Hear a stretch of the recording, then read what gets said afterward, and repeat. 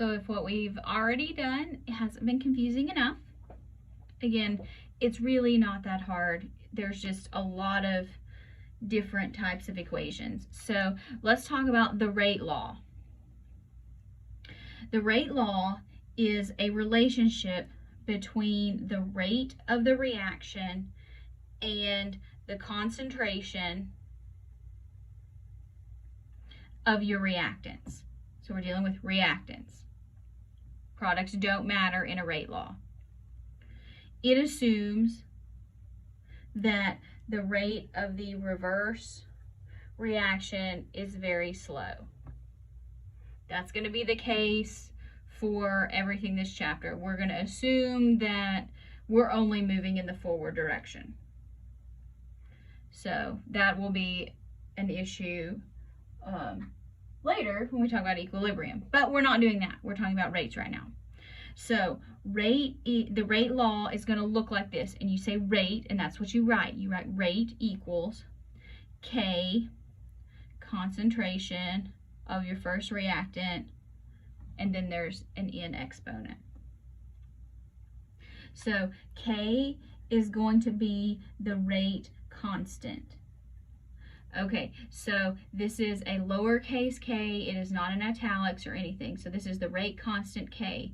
Learn it, know it, love it. We will be using it a lot, even in other units. So the rate constant K.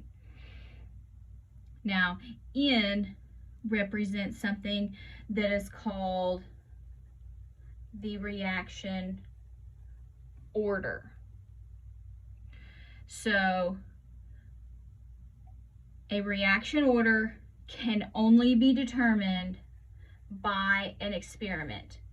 It may or may not have anything to do with the stoichiometric coefficient in an equation. So don't just assume that because what we were doing in this previous section where we used the coefficients, reaction order probably isn't going to be like that. Just assume it's not. If it is, that's just a coincidence. So you do this experimentally, and it determines how the rate depends on the concentration of the reactant. And what we do here is we actually calculate and we compare experimental rates. And you do it according to this equation. You compare your rate of your second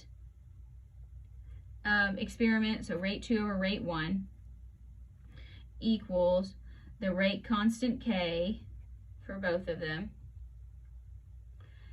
And then so your second rate goes with, and you use the same reactant, and then your rate corresponds, and then N is your order.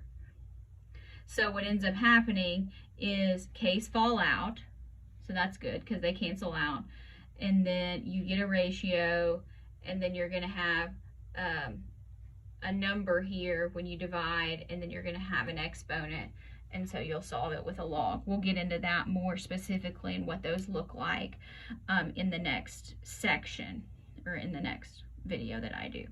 So reaction order does not have anything to do with the coefficient.